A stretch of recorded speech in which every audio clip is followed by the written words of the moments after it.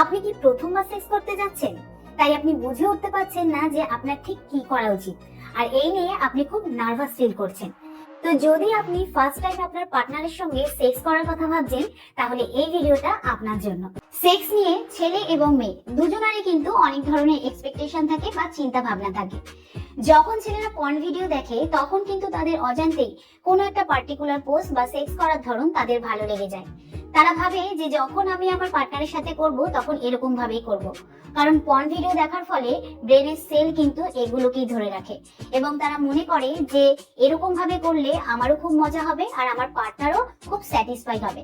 কিন্তু বেশিরভাগ ক্ষেত্রে আমরা এটা ভেবে দেখি না আমার পার্টনারও কি এরকম ভাবে করতে রাজি হবে। তো এই নিয়ে আমরা লজ্জায় বা ভয়ে কারোর সাথে আলোচনা করতে পারি না। এর ফলে কিন্তু আমরা বুঝে উঠতে পারি না কোনটা ঠিক আর কোনটা ভুল।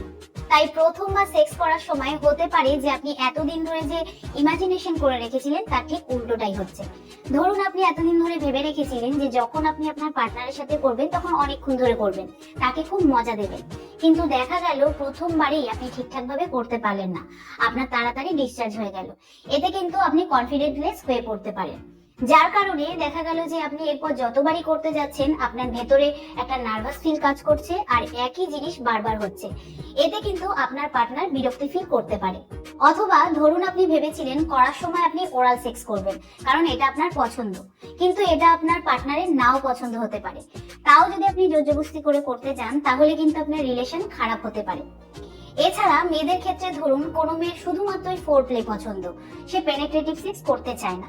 সেক্ষেত্রে ছেলেরা ভাবতে পারে যে আমার পার্টনার এতটুকুতেই স্যাটিসফাই, কিন্তু আমি তো এর থেকে বেশি কিছু করতে চাই, কিন্তু সেটা সে তার পার্টনারকে মুখে বলতে পারছে না।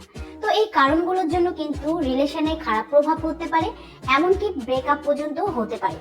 তো পর্ন ভিডিওতে যেগুলো দেখায় আর বাস্তব সেক্স লাইফে যা হয়ে থাকে সেই দুটো কিন্তু সম্পূর্ণই আলাদা। তাই করার সময় সেরকম কোনো ইমাজিনেশন রেখে সেরকম কোনো এক্সপেকটেশন রেখে কিন্তু করা উচিত নয়। তাই প্রথমবার করতে যাওয়ার আগে তিনটে জিনিসের ব্যাপারে ভালোভাবে জেনে নেওয়া কিন্তু খুবই প্রয়োজন। 1 নম্বর হচ্ছে কনসেন্ট, 2 নম্বর হচ্ছে কমফর্ট, 3 নম্বর হচ্ছে কন্ডোমস। তো সবার প্রথমে আমরা আলোচনা করব কনসেন্টের ব্যাপারে। কনসেন্ট মানে হচ্ছে সম্মতি। তো করার সময় কখনোই কিন্তু জোরজবস্তি করে করা উচিত নয়, কারণ দুজনের সমান ইচ্ছাতে কিন্তু সম্পূর্ণ মিলন হয়। তাই করার আগে নিজের পার্টনারের অনুমতি নেওয়া খুবই প্রয়োজন, আর এটা জানা প্রয়োজন যে আপনি যেটা করতে চাইছেন সেটা আপনার পার্টনারও করতে চাইছে কিনা।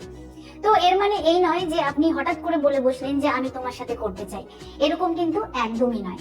আপনাকে স্টেপ বাই স্টেপ এগোতে হবে। এর জন্য আপনার পার্টনারের ব্যাপারে প্রথমে আপনাকে কিছু ভালো ভালো কথা বলতে হবে, তারপরে আপনার পার্টনারের হাত ধরতে হবে, তারপরে তাকে একটা কিস করার অনুমতি চাইতে হবে, তারপরে কিন্তু ধীরে ধীরে আপনাকে তার উত্তেজনা বাড়ানোর চেষ্টা করতে হবে। এতে কিন্তু আপনার পার্টনার রাগ করবে না। তো অনেক সময় অনেকের সাথে সেক্সুয়াল অ্যাসল্ট হয়ে থাকে, মানে ইচ্ছার বিরুদ্ধে করা হয়ে থাকে। সেটা রিলেশনশিপে হতে পারে, সেটা ম্যারেজ লাইফেও হতে পারে। তাই ছেলে হোক বা মেয়ে দুজন দুজনাকে কিন্তু বেসিক সম্মানটুকু দেওয়া উচিত।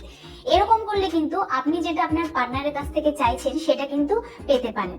এতে সব ঠিকঠাকও থাকবে আর সব কমফোর্টেবলও থাকবে। দ্বিতীয় হচ্ছে কমফর্ট। যদি আপনি সহবাসের সময় কমফোর্টেবল ফিল না করেন, যদি আপনি রিল্যাক্সে না থাকেন, যদি আপনি স্ট্রেসে থাকেন, তাহলে কিন্তু আপনার ব্লাড প্রেশার বেড়ে যাবে। এতে কিন্তু আপনার শরীরে যে ব্লাড ভেসেল গুলো রয়েছে সেগুলো কিন্তু রিল্যাক্স হতে পারবে না। এই কারণে আপনার লিঙ্গ ঠিকঠাক করে দাঁড়াবে না আর আপনার সহবাসের সমস্যা তৈরি করবে। কিন্তু যদি আপনি রিল্যাক্সে থাকেন, কমফোর্টেবল থাকেন, তাহলে কিন্তু আপনার লিঙ্গে ইরেকশন এরকম ভাবে আসবে, মানে উত্থান এরকম ভাবে আসবে যে আপনার ব্লাড ভেসেল গুলো ওপেন হয়ে যাবে আর আপনার লিঙ্গে অনেক ব্লাড জমা হয়ে যাবে আর সেগুলো সেখানেই ট্র্যাপ হয়ে যাবে। তো এতে কিন্তু লিঙ্গ শক্ত হয়ে যায়, লিঙ্গ দাঁড়িয়ে যায় আর সহবাসে কোনো রকম সমস্যা হয় না। তাই সব সময় আপনাকে কমফোর্টেবল থাকতে হবে এবং রিল্যাক্সে থাকতে হবে। আর মেয়েদের ক্ষেত্রে তাদের যে পেলভিক ফ্লোর রয়েছে, মানে ভ্যাজাইনার ওপেনিং রয়েছে, সেটা টাইট হয়ে যায়, কারণ স্ট্রেসের কারণে বডির মাসেল গুলো টাইট হয়ে যায়। তারই সঙ্গে মেয়েদের পেলভিক ফ্লোরও কিন্তু টাইট হয়ে যায় আর এতে সেক্স পেইনফুল হতে পারে।